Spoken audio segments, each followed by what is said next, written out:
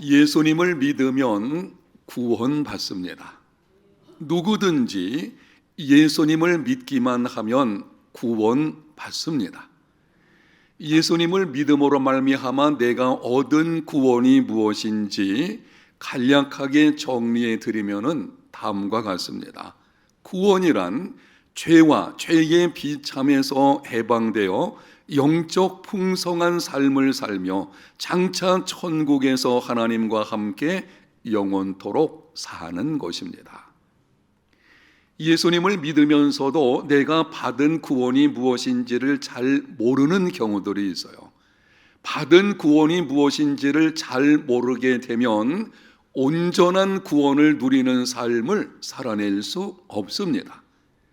내가 받은 구원이 무엇인지 그동안 여러 가지로 말씀을 드렸는데요. 그 모든 내용들을 아주 간략하게 정리해 드리면 영상에 기록된 이렇게 말씀을 드릴 수 있을 것입니다.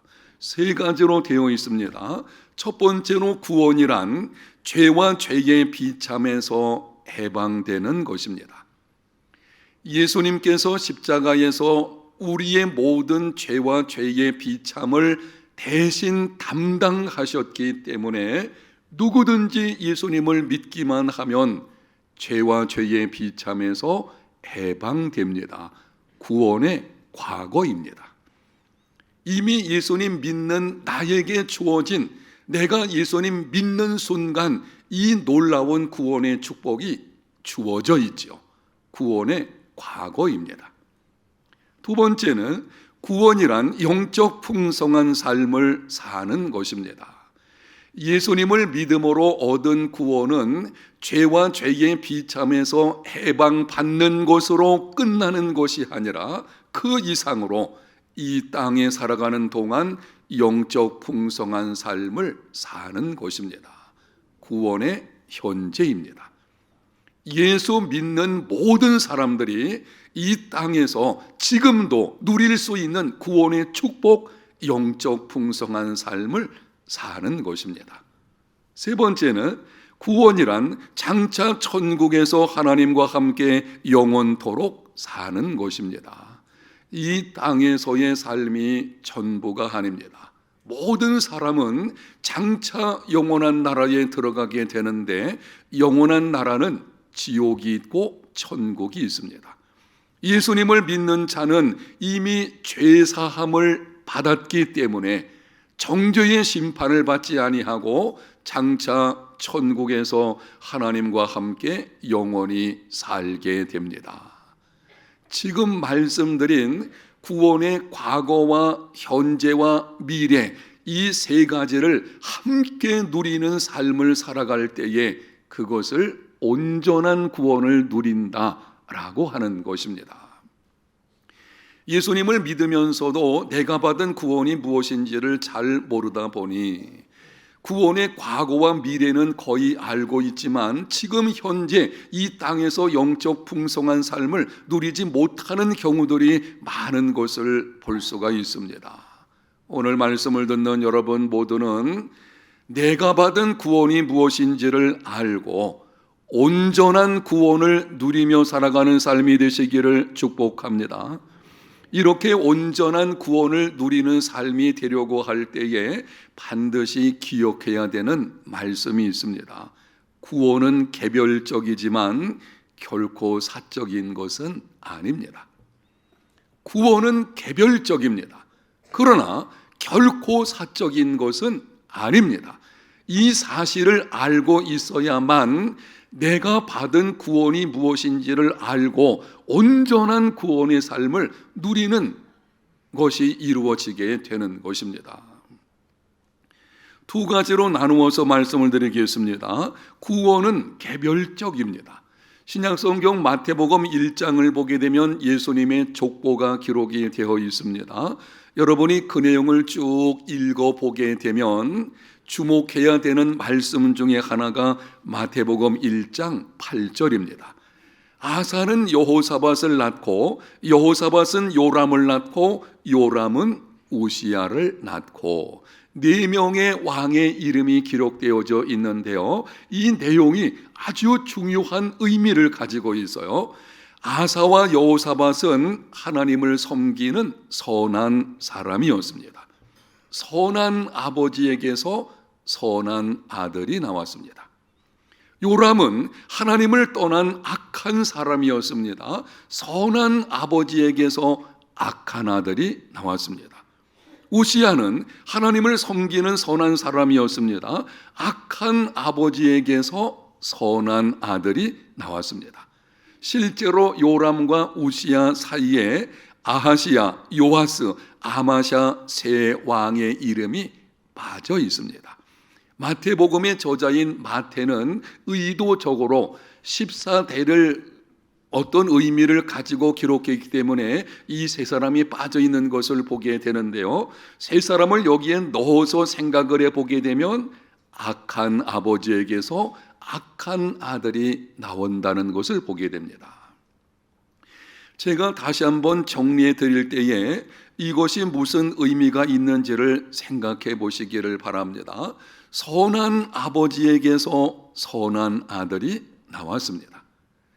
여러분이 성경을 읽을 때에 선하다, 악하다 이런 뜻입니다. 성경에서 선하다는 것은 하나님을 섬긴다는 것을 의미하는 것이고, 악하다는 것은 하나님을 떠나서 자기 마음대로 살아가는 것을 의미하는 것입니다.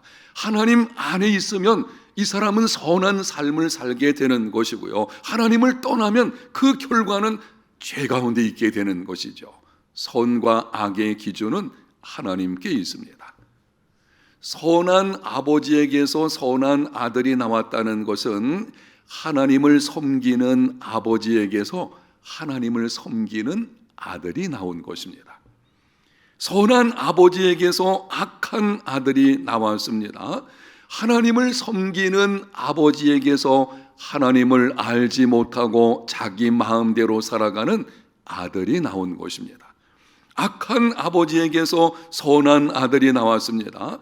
하나님을 섬기지 않는 아버지이지만 놀랍게도 그 아들은 하나님을 잘 섬기는 사람도 있습니다.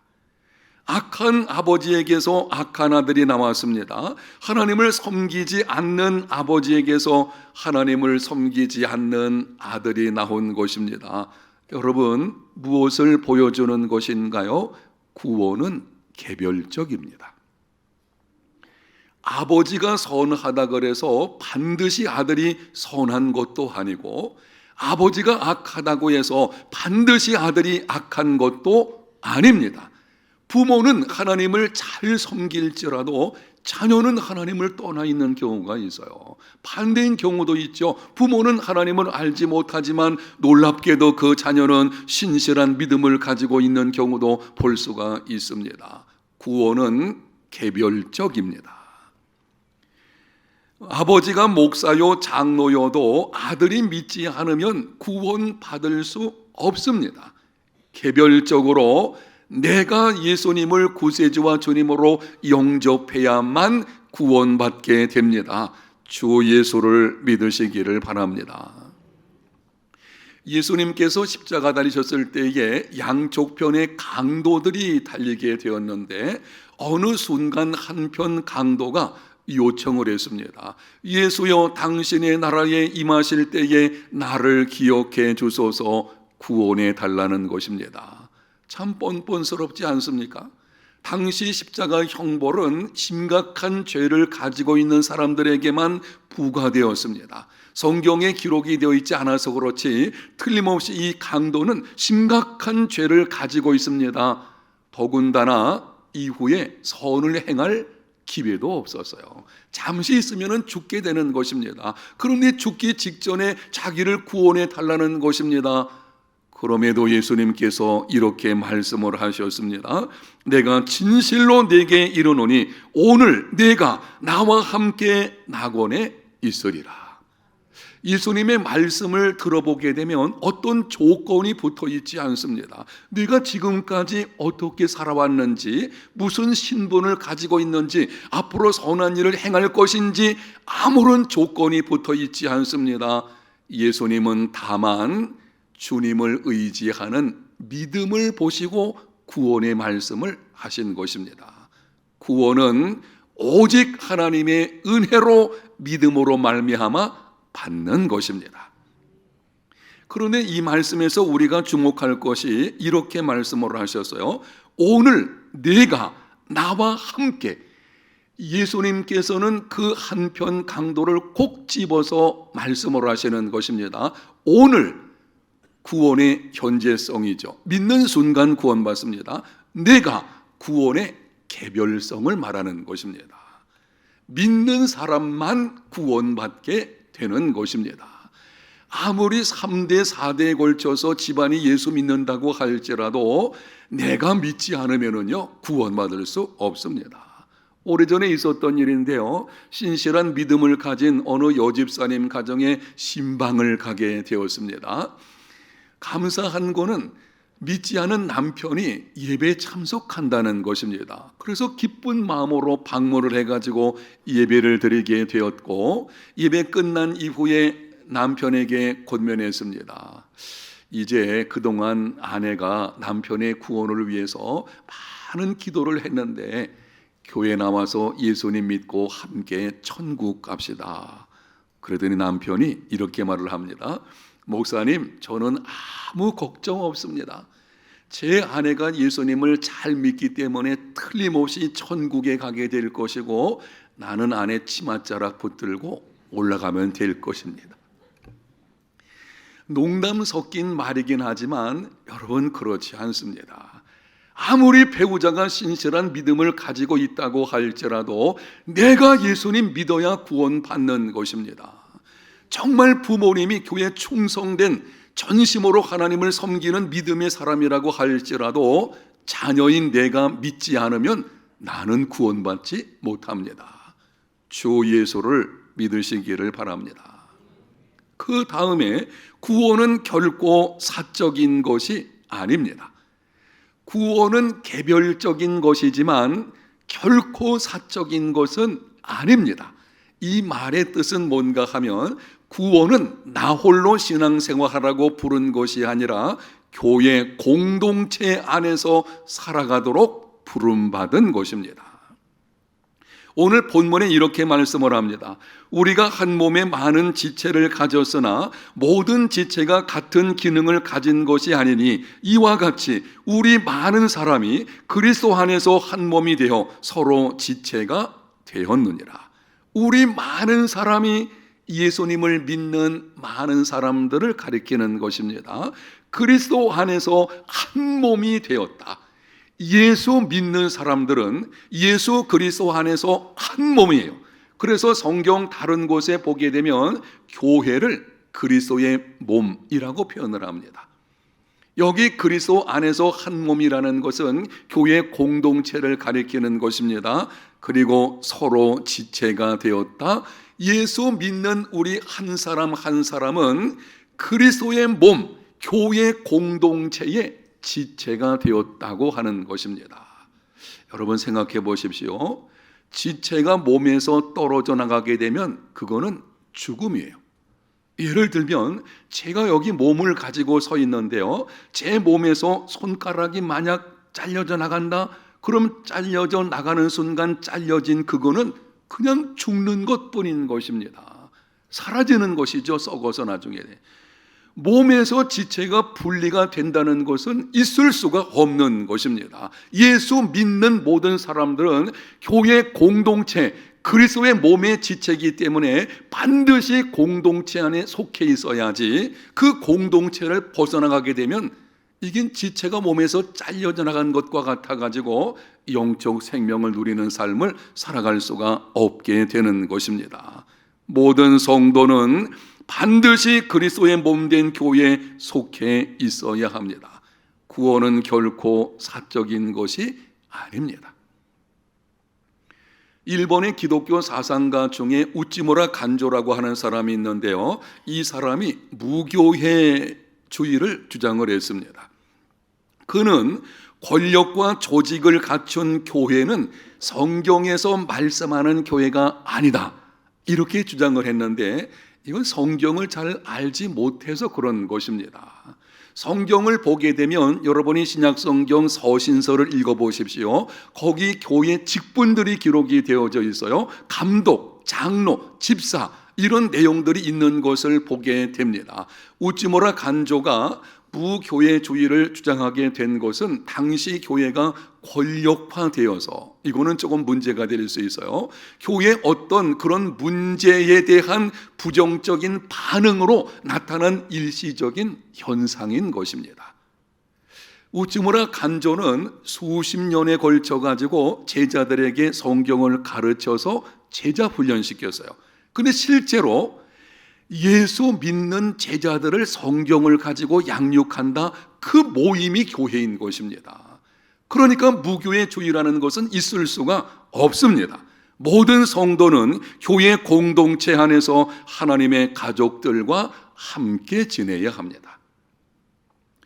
신약성경 4복음서를 보게 되면 예수님께서 제자들과 함께 하셨다라고 하는 말씀이 14번이 기록이 되어져 있는데요, 여기에 문장을 조금 바꿔서 말하면 훨씬 많을 것입니다. 우리가 가지고 있는 개정개혁성경에서 제자들과 함께라고 하는 말이 14번 반복되어지는, 예수님께서는 제자들과 함께 죄인들을 찾아가셨고, 제자들과 함께 유월절 만찬을 드셨고, 제자들과 함께 기도의 자리로 나아가셨고, 3년 동안 제자들과 함께 하신 것을 보게 됩니다. 여러분, 예수님께서 12명 제자를 부르실 때에는 개별적으로 부르셨어요. 한 사람 한 사람 찾아가셔서 개별적으로 부르셨습니다. 그러나 동시에 12사람이라는 공동체 안으로 부르신 것입니다. 개별적인 부르심과 공동체 안으로의 부름이 함께 있는 것입니다. 사랑하는 여러분, 그러므로 예수님을 믿는 하나님의 자녀들은 나홀로 신앙생활을 내려놓고 교회 공동체 안에서 하나님의 가족들과 함께 해야 합니다. 영상에 있는 말씀을 한번 같이 읽어보겠습니다. 나홀로 신앙생활을 내려놓고 교회 공동체 안에서 하나님의 가족들과 함께 해야 한다. 아멘. 명심하십시오. 하나님께서 예수 그리스도 안에서 우리를 구원하실 때에 한 사람 한 사람을 개별적으로 구원하셨지만 그 구원에는 공동체 안으로 부르심이 포함되어 있는 것입니다.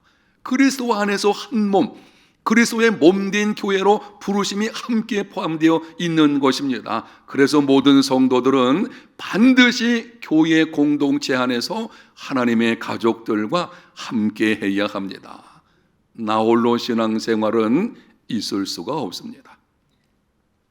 이를 위해서 우리가 구체적으로 어떻게 해야 하는지 몇 가지 권면의 말씀을 드리겠는데요, 앞에서 말씀드린 이 분명한 사실에 근거해서 우리가 앞으로 어떤 믿음의 모습을 살아내야 되는지를 몇 가지 말씀을 드리게 됩니다. 첫 번째는 교회에 등록하지 않고 출석하는 자들은 더 이상 지체하지 말고 등록해야 합니다.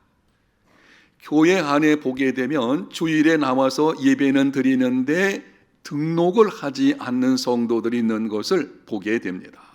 물론 교회를 정하기 위해서 멀리서 이사를 와가지고 교회를 정해야 되는데 내 성향에 맞는 교회를 정했으면 좋겠다 해서 주일날 한 번, 두 번 이렇게 나오는 것은 필요할 것입니다.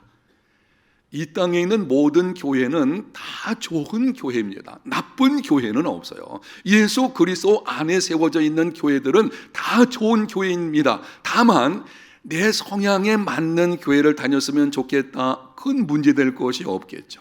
그래서 주일날 한 번, 두 번 나와서 설교 들어보고 교회 분위기를 보고 이런 것은 괜찮겠지만 한 달, 두 달 주일날 예배를 나오면서도 등록하지 않고 계속 다니는 것은 잘못된 것입니다.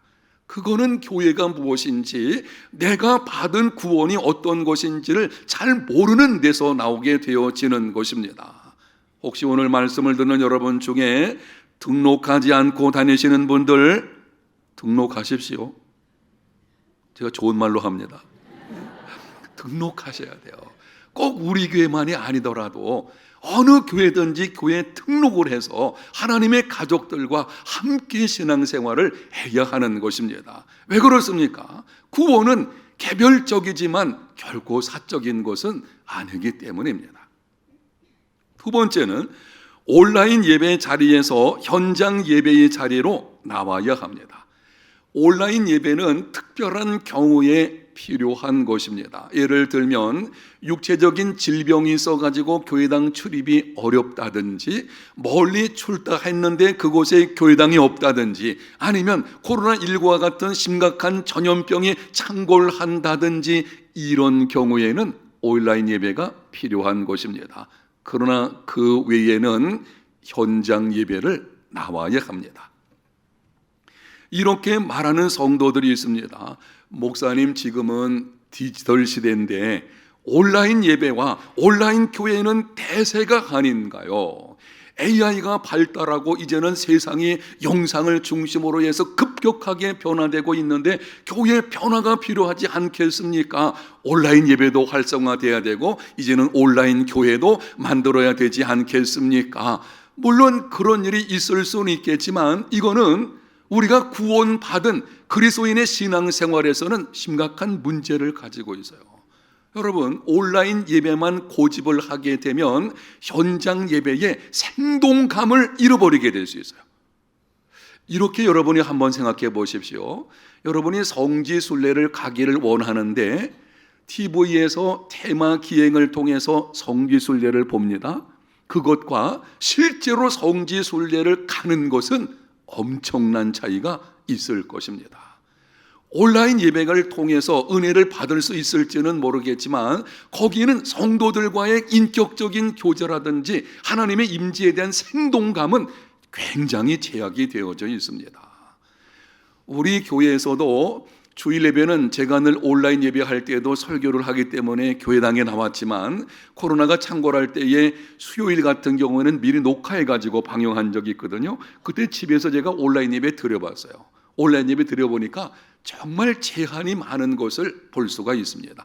그리고 인격적인 교제를 나누려고 해도 이 숨겨지는 것이 너무 많은 거예요. 화상회의도 제가 해봤는데 화상회의를 통해서 일의 진척이라든지 그건 문제될 것이 없습니다. 일 처리 같은 거는 잘 될지 모르지만 정말 인격적으로 그 사람과 실제 만나서 얼굴과 얼굴을 보고 대하고 서로 격려하고 위로하고 이거와는요 너무 다른 것입니다. 온라인 예배만을 고집하게 되면 신앙은 점차 생동감을 상실하게 될 것이고 성도들 간의 인격적인 교제도 제한받게 될 것이고 그 결과는 영적 침체로 나타날 수가 있습니다. 잘못하면은요 그냥 내 믿음 하나 지키는 거예요. 이런 일이 벌어지는 것입니다. 온라인 예배에 참석하고 계시는 분들, 여러분에게 특별한 사정이 있을 수 있겠지만 이제 결단하시면 좋겠습니다. 구원은 개별적이지만 결코 사적인 것이 아닙니다. 현장 예배로 남아서 함께 하나님을 예배하며 하나님 앞에서 함께 성도들이 인격적인 교제를 통해 하나님께 영광 돌리는 시간이 되시기를 바랍니다. 세 번째는 할 수 있는 한 셀 모임에 함께 해야 합니다. 예수님을 믿은 후에 초대교회 성도들이 어떤 모습으로 신앙생활을 했는지 사도행전 2장 46절에 이렇게 기록을 합니다. 날마다 마음을 같이하여 성전에 모이기를 힘쓰고 집에서 떡을 떼며 기쁨과 순전한 마음으로 음식을 먹었다. 초대 사도행전 교회, 우리가 본받아야 되는 이 사도행전 초대교회 성도들의 신앙의 모습이 뭔가 하면 예수님 믿고 나서 성전에 올라가서 대그룹 공동체로서 예배를 드리고 그것으로 끝난 것이 아니고 가정에서 소그룹으로 모여서 삶을 나누었습니다. 대그룹 공동체 예배, 지금 우리가 드리는 이 예배를 말하는 것입니다. 이 공예배는 반드시 나와야 돼요. 그런데 이 공예배가 제한된 게 뭔가 하면 개인적인 서로 삶을 나눌 수는 없습니다. 우리가 공적인 주일 예배를 통해서 내 문제 또 당신의 문제 내놓고 이야기하는 거 없지 않습니까? 그게 어디서 이루어지는가 하면 셀 모임, 소그룹 공동체 안에서 이루어지게 되는 것입니다. 여러분, 세상 속에서 믿음을 지킬 뿐 아니라 세상을 이기는 강한 믿음의 사람으로 성장하려면 정말 함께 성도들이 진정한 삶을 나누는 이런 것이 있어야 되는 것입니다. 우리에게 있는 문제들, 내가 안고 있는 여러 가지 힘겨운 것들, 이런 것들을 함께 나누는 중에 서로 붙들어주고 서로 세워주고 서로 격려하고 서로 사랑하고, 그때의 믿음이 성장하게 되는 것이고 그 믿음이 세상을 이겨낼 수 있게 되어지는 것입니다. 우리 교회는 셀이 있는데요, 셀은 다른 교회 구역 혹은 사랑방 같은 겁니다. 소그룹의 모임인 것입니다. 우리 교회 안에는 훈련되고 헌신된 좋은 셀 목자들이 많이 있습니다. 그 셀 목자들을 중심으로 해서 매주 혹은 격주로 셀 모임이 이루어지는 것을 보게 되는데, 여러분 그곳에 참여하셔서 전 성도들이 셀 편성이 되어 있어요. 앞으로 여러분에게 편성표를 다시 나눠주게 될 것이고 3월부터는 정말 이제는 셀을 한번 함께 모여서 진정한 삶의 교제를 나누는 장들을 마련하게 될 것입니다. 그때 여러분이 함께 하셔서 기쁨과 고통을 함께 나누고 광야 같은 삶을 이겨낼 수 있는 힘과 용기를 얻는 영적 성장의 시간이 되시기를 축복합니다. 셀 모임을 기억하십시오. 셀을 내 몸같이 여기십시오. 네 번째, 하나님께서 주신 은사, 재능을 따라서 사역팀에 속하여 봉사해야 합니다. 예수 믿는 모든 사람들은 한 사람도 빠짐없이 은사를 받았어요. 우리 몸에 기능이 없는 지체는 없습니다. 바울이 교회를 그리스도의 몸에 비유한 것은 그 지체된 모든 성도들은 다 기능을 가지고 있는 거예요. 그게 은사라고 하는 것입니다. 은사를 받은 것을 몰라서, 내가 무슨 은사 받은지 잘 몰라서 그렇지 다 은사는 가지고 있어요. 그 은사 아니면 천부적인 재능은 다른 사람을 섬기라고 주신 하나님의 선물입니다. 잘 들으십시오. 은사 혹은 천부적인 재능은 다른 사람을 뭐 하라고요? 섬기라고 주신 거예요. 그것 자체가 섬기라고 주신 것이기 때문에 내가 받은 은사와 재능을 가지고 섬길 때에 비로소 의미 있는 인생이 되어지는 것입니다. 나만을 위해서 은사와 재능 주신 거 아니에요. 그것은 본래부터가 다른 사람을 섬기라고 주신 것이거든요. 그래서 우리는 내가 받은 은사 혹은 재능을 가지고 다른 사람을 섬기는 일에 나서야 됩니다. 어떻게 해야 되겠습니까? 교회 안에 많은 이 사역 그룹이 있게 되어지는데요, 교사로, 찬양대원으로, 안내위원으로, 미용 만나 선교팀으로 많은 여러 가지 이런 것들이 있거든요. 이런 사역팀 여러분이 할 수 있으면 함께 하셔서 여러분이 가지고 있는 은사와 재능을 나눔으로 의미 있는 삶이 되시기를 축복합니다. 다섯 번째는 믿음의 친구들을 사귀고 함께 해야 합니다. 잠언 기자가 이렇게 말을 했습니다. 철이 철을 날카롭게 하는 것 같이 사람이 그의 친구의 얼굴을 빛나게 하느니라. 믿음의 친구들을 사귀고 그들과 함께 하게 될 때에 서로 다듬어지게 되고 서로 세워지게 되는 것입니다. 가끔 이렇게 말하는 분들이 있어요. 너무 깊이 사귀면 안 돼. 예수 믿는 사람 이 관계 속에서 너무 깊이 사귀면 실망이 찾아오게 될 것이고 자칫하면 교회 깊이 들어가서 시험 당할 수가 있게 돼. 그러니까 적당한 거리를 두고 사귀고 섬겨야 돼. 여러분, 이게 문제가 뭔가 하면 적당한 거리를 두고 인간 관계를 갖게 되면 내가 누군지를 잘 모릅니다. 내가 누군지를 어느 때 알 수 있는가 하면 인간 관계에서 갈등이 생길 때에 비로소 알게 되는 거예요. 인간 관계에서 마음에 들지 않는 일이 나타나가지고 갈등이 생길 때 나의 반응이 그게 진정한 나의 모습이에요.